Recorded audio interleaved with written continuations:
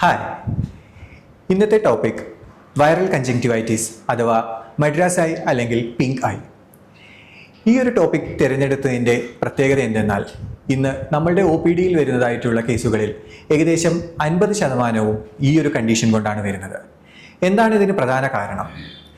ഇത് ഒരു viral infection ആയതുകൊണ്ടും അത് പെട്ടെന്ന് തന്നെ ഒരാളിൽ നിന്നും മറ്റൊരാളിലേക്ക് പകരുകയും ചെയ്യുന്നതും ഇതിൻ്റെ ലക്ഷണങ്ങൾ വളരെ പതുക്കെ വരികയും എന്നാൽ അത് വളരെയധികം ബുദ്ധിമുട്ടുണ്ടാക്കി ഒരു 2 ആഴ്ച കൊണ്ടോ 3 ആഴ്ച കൊണ്ടോ മാത്രം മാറുന്നതായിട്ടുള്ള ഒരു അസുഖമാണ്. എന്താണ് ഇതിൻ്റെ ലക്ഷണങ്ങൾ? കണ്ണുകളിൽ ചൊറിച്ചിലും തടച്ചിലും എന്ന് തുടങ്ങി കണ്ണുകളിലെ ചുമപ്പും വളരെയധികം നീര് വയ്ക്കുകയും അസഹ്യമായ വേദനയും അതുപോലെ തന്നെ കാഴ്ചക്കുറവുമാണ് ഇതിൻ്റെ പ്രധാന ലക്ഷണങ്ങൾ.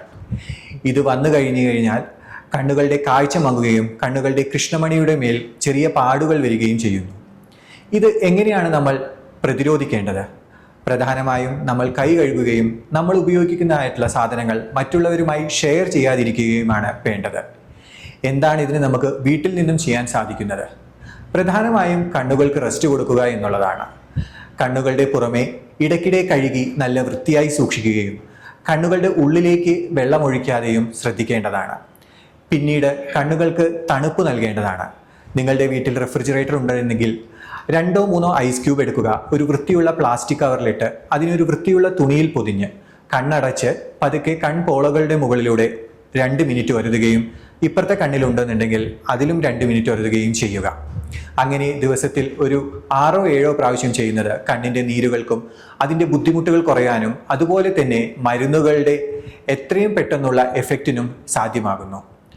അതിനുശേഷം നമ്മൾ ചെയ്യേണ്ടത്, ഇതിൻ്റെ ഭാഗമായി നമുക്ക് വൈറൽ ഫീവറും കാര്യങ്ങളും ഉണ്ടാവുന്നതാണ്. ധാരാളമായി വെള്ളം കുടിക്കുകയും അതുപോലെ തന്നെ പനിയുടെ തോത് കുറയ്ക്കുവാൻ വേണ്ടി പാരസിറ്റമോൾ പോലെയുള്ള മരുന്നുകൾ എടുക്കുകയുമാണ് ചെയ്യേണ്ടത്.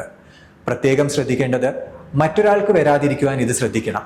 കാരണം ഇതിൻ്റെ ബുദ്ധിമുട്ടുകൾ വളരെ കൂടുതലും ഒരുപാട് ദിവസം നീണ്ടു നിൽക്കുന്നതുമായതുകൊണ്ട് തന്നെ ആളുകൾക്ക് ഓഫീസിൽ പോകാൻ കഴിയാതെയും കുട്ടികൾക്ക് സ്കൂളിൽ പോകാൻ കഴിയാതെയും ഉണ്ടാകുന്നുണ്ട്. നിങ്ങളുടെ ലക്ഷണങ്ങൾ കൂടുന്നതിനനുസരിച്ച് ഐ ഡ്രോപ്സോ അല്ലെങ്കിൽ ഐ ഓയിൽമെൻറ്റോ യൂസ് ചെയ്യേണ്ടതായിരിക്കും. ഇതുമായി ബന്ധപ്പെട്ടുള്ള വിവരങ്ങൾക്ക് എത്രയും പെട്ടെന്ന് നിങ്ങളുടെ ഒരു നേത്രരോഗ വിദഗ്ധനുമായി ബന്ധപ്പെടേണ്ടതും അങ്ങനെയുള്ള മരുന്നുകൾ ഉപയോഗിക്കേണ്ടതുമാണ്. ഇതെല്ലാവരും ശ്രദ്ധിക്കുമെന്ന് വിശ്വസിക്കുന്നു. Thank you.